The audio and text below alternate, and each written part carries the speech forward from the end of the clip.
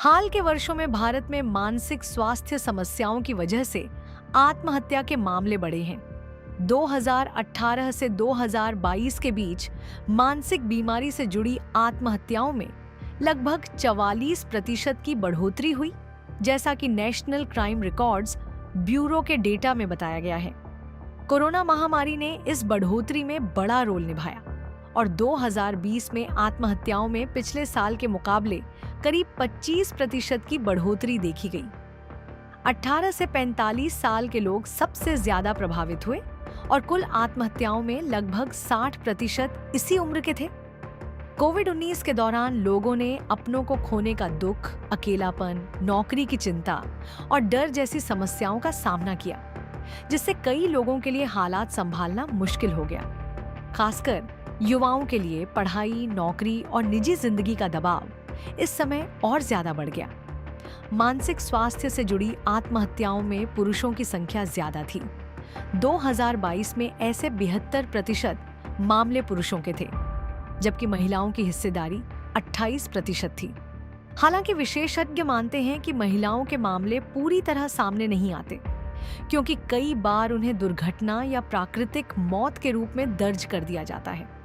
इस समस्या से निपटने के लिए सरकार ने टेलीमनस जैसी पहल शुरू की है, जो 2022 में शुरू हुई और पूरे देश में 20 भाषाओं में मुफ्त काउंसलिंग देती है।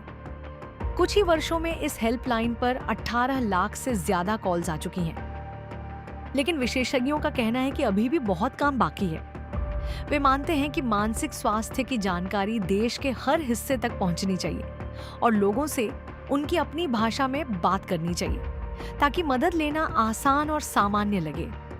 सबसे बड़ी चिंता युवाओं को लेकर है। 2022 में 18 से 30 साल के 59,000 से ज्यादा लोगों ने आत्महत्या की और 30 से 45 साल के 54,000 से ज्यादा मामले सामने आए। ये दोनों मिलकर देश की कुल आत्महत्याओं का लगभग 2/3 हिस्सा है। पढ़ाई का दबाव, नौकरी की असुरक्षा और निजी समस्याएं अक्सर डिप्रेशन का कारण बनती है और कई लोग समय रहते समझ ही नहीं पाते कि वे परेशानी में हैं।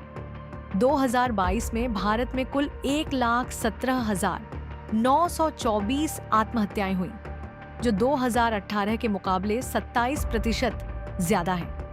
आत्महत्या दर भी बढ़कर 10.2 से 12.4 प्रति 1 लाख लोगों तक पहुंच गई, जो पिछले 10 सालों में सबसे ज्यादा है। ये आंकड़े दिखाते हैं कि मानसिक स्वास्थ्य पर तुरंत ध्यान देने की जरूरत है।